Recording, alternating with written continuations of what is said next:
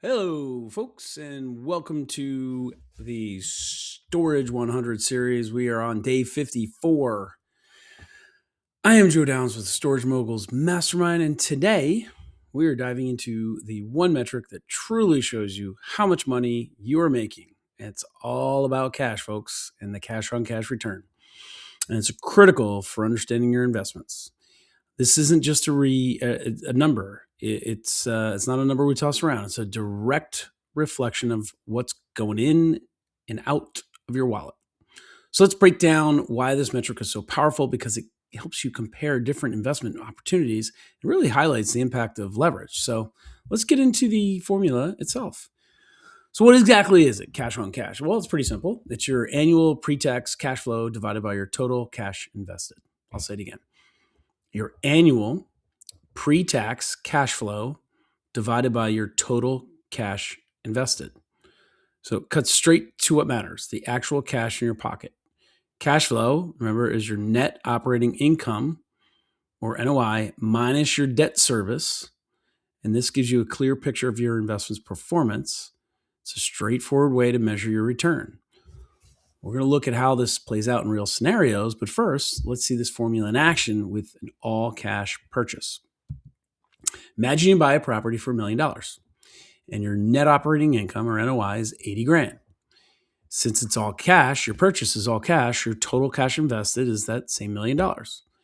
And your cash flow is still that same 80 grand. So when you do that math, your cash on cash return is 8%, 80 divided by a million, 80,000 divided by a million. It's a solid return, but it's just one way to invest.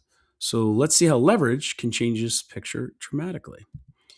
So let's introduce leverage into this equation, and this is where things get really interesting for your returns. With $1 million purchase, that same $1 million purchase, and now we use a 70% loan to value. So we borrow $700,000, and now to buy this property, I'm going to use a $700,000 loan, and I'm only using $300,000 of my cash. The NOI didn't change, same property, it's still $80,000. But now I have introduced, because I borrowed money, I've introduced debt service. And let's just say that's cost $50,000 a year. That means my $80,000 less my debt service leaves me with a cash flow of $30,000. But look at the cash on cash return when you do the calculation now. 30,000 divided by 300,000. It jumps to 10%. That is positive leverage. And it's a powerful tool. And it shows how using debt wisely can boost your returns. So why does cash on cash return matter so much? Well, first, it helps you compare different investment types on an even playing field. You can compare real estate to stocks or bonds directly. Second, it focuses on the actual cash you spend. This isn't just theoretical profit, it's money in your pocket. And third, it clearly shows the power of leverage. It accounts for how efficiently you're using borrowed money. This metric gives you a true sense of your investment's effectiveness. It's about understanding the real impact of your personal wealth. But not all leverage is good leverage. We need to avoid a negative leverage scenario, because negative leverage occurs when your interest rate is higher than your property's cap rate. And this means you're paying the bank more in interest than the property is paying you. So your cash on cash return will be lower than the cap rate, which is a red flag. Essentially, the property isn't generating enough income to cover its financing costs. It's like digging a hole instead of building a foundation. Always compare your interest rate to the cap rate to ensure positive leverage. Now, let's clarify the difference between the two key metrics. Building on the discussion of returns, it's crucial to understand the difference between cash on cash and IRR. Cash on cash returns tell you about the immediate, right now, money you're getting from your investment, typically in year one. It's a snapshot of your annual cash flow relative to the cash you invested. IRR, though, or internal rate of return, gives you the total picture over the entire investment period. IRR accounts for the cash flow, appreciation, principal pay down over time, providing a more comprehensive view. Don't confuse these two, though. They measure different aspects of your investment's performance. Both are important, but they serve different purposes in evaluating a deal. All right, so let's look at what constitutes a good return across different investment types? Well, it really depends on the asset class and risk. For Class A stabilized properties, you're typically looking at a 4 to 6% cash on cash return.